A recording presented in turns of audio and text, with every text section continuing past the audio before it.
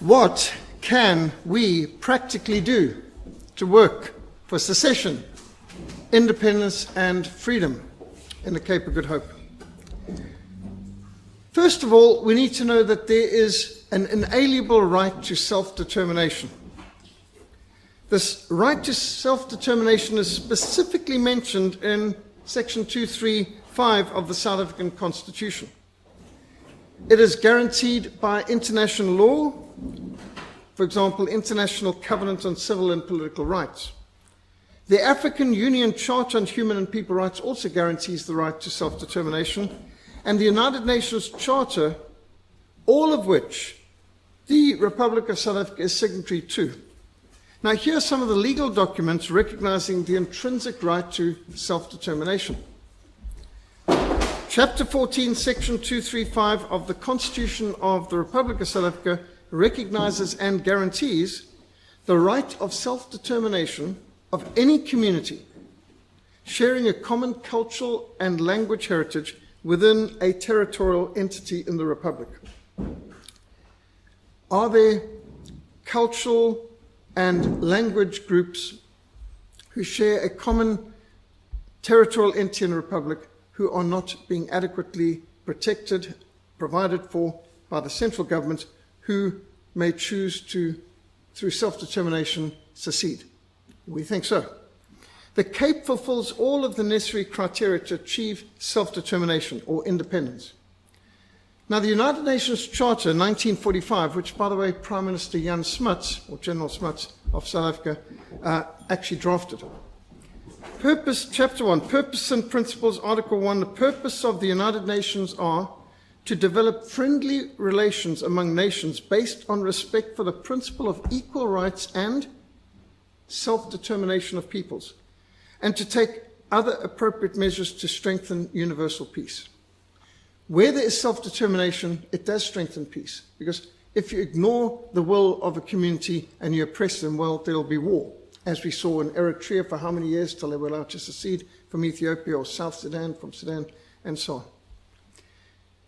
United Nations self-determination, the principle in the law, the declaration of the granting of independence to colonial countries and peoples adopted by the United Nations General Assembly, Resolution 1514, 14th of December 1960. All peoples have the right to self-determination. By virtue of that right, they freely determine their political status and freely pursue their economic, social, and cultural development. Immediate steps shall be taken in trust and non-self-governing territories or all other territories which have not yet attained independence to transfer all powers to the peoples of those territories without any conditions or reservations, in accordance with their freely expressed will and desire, without any distinction as to race, creed, or color, in order to enable them to enjoy complete independence and freedom. All that from the United Nations Charter. The International Covenant on Civil and Political Rights in 1976 declares all peoples have the right to self-determination. By virtue of that right, they freely determine their political status and freely pursue the economic, social, and cultural development. So, if, for example, in South Africa, you have a government that's trying to push a socialist agenda, expropriation of property without compensation, things like this, pushing a pagan, secular, humanist, even pornographic agenda in schools through comprehensive sexuality education and things like this. And we say, no, we would rather have a Christian free enterprise system that respects our culture. And when you realize that more than half of the people of the Western Cape's home language is Afrikaans, and Afrikaans being more than sidelined and trampled on by the central government, do the peoples of the Western Cape have a right to determine, to develop their own independent state? Still quoting from this charter, all peoples may, for their own ends, freely dispose of their natural wealth and resources without prejudice to any obligations arising out of international economic cooperation, based upon the principle of mutual benefit and international law. In no case may a people be deprived of its own means of subsistence. Do you know that the Western Cape, out of every rand we pay in taxes, only 8% comes, or 8 cents out of every rand comes back to the Western Cape.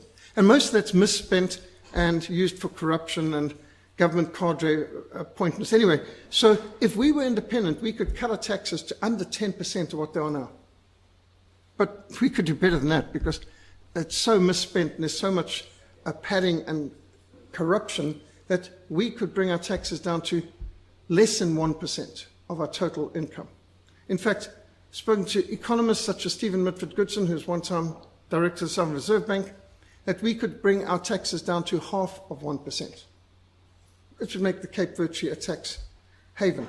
And we don't need all that they're taking. We can scrap VAT, GST, all the tax on petrol and everything else and so on and so forth, which rises everyone's prices and cost of living. And would we not have a far higher standard of living if we did so? Number 3, the state parties to the present covenant, including those having responsibility for the administration of non-self-governing and trust territories, shall promote the realization of the right of self-determination and respect that right in conformity with the provisions of the Charter of the United Nations, which we've read earlier.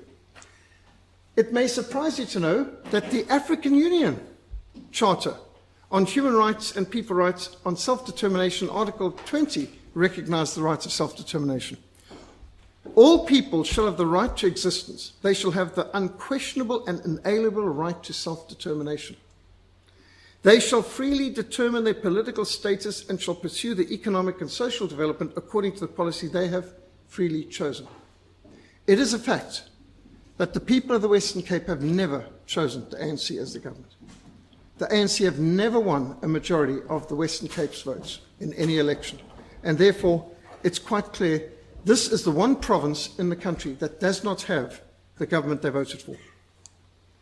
Number 2, still quoting from the AU Charter, colonialized or oppressed peoples shall have the right to free themselves from the bonds of domination by resorting to any means recognized by the international community. Number 3, all people shall have the right to the assistance of the states parties to the present charter in their liberation struggle against foreign domination, be it political, economic, or cultural. In summary, self-determination is recognized by the South African Constitution, the African Union Charter on Human and People's Rights, the United Nations Charter, the International Covenant on Civil and Political Rights. Now, there are also other elements to self-determination which even further strengthen the case for self-determination. One is that if a country was formed through a union of previously autonomous states, there's a higher propensity for those states to reclaim their independence. Now, prior to 1910, South Africa did not exist. South Africa is a political construct which isn't really even the name of a country, but rather a geographic description of the location of that union. After the Anglo-Boer Wars of 1899 to 1901, the British Empire forced together 6 autonomous entities within the borders of what they called the Union of South Africa. It was the South African Republic, or Transvaal, Orange Free State, Natal, the Cape, and Basutoland, which is today called Lesotho, and Swaziland, all were part of the Union of South Africa. The Union of South Africa's newly formed borders included the 2 Boer republics, the 2 British protectorates, the kingdoms of Swaziland and Lesotho, and the 2 British colonies, the Cape Colony and the Natal Colony. Now, of course, of them all, the Cape Colony was a senior partner in that. We had had a parliament that had been meeting long before there was even a hut on the location today called Pretoria or Johannesburg. And so the Cape is the oldest parliament and the oldest civilization in the Southern Hemisphere. In 1966 and 1968, Lesotho and Swaziland respectively returned to independence, which was only fair and right.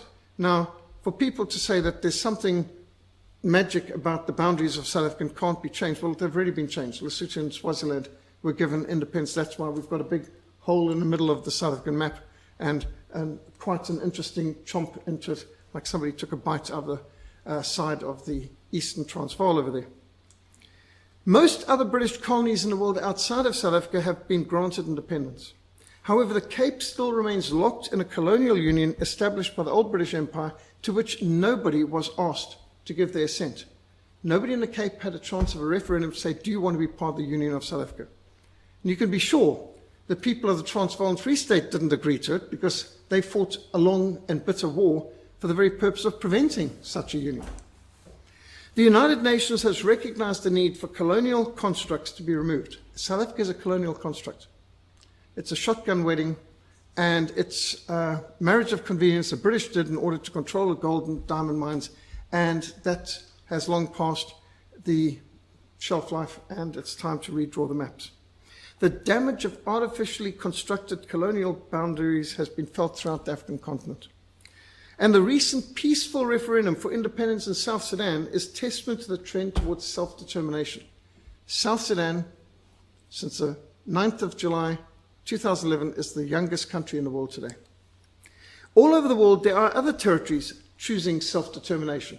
And there's even an association of emerging states, which we are party to. The Brexit referendum undertaken by the British people to be independent of the European Union is another example of this emerging movement of decentralization and independence. And the EU kept saying you can't do it. This union was a one-way and you can't get out of it and so on and so forth. Well, it was done anyway. There are numerous other nations preparing for secession. There's a lot of countries in Europe who are fed up with the EU. Nehemiah 2 verse 17 says, you see the distress that we are in, how Jerusalem lies waste and its gates have been burned with fire. Come, let us build the wall of Jerusalem, that we may no longer be a reproach.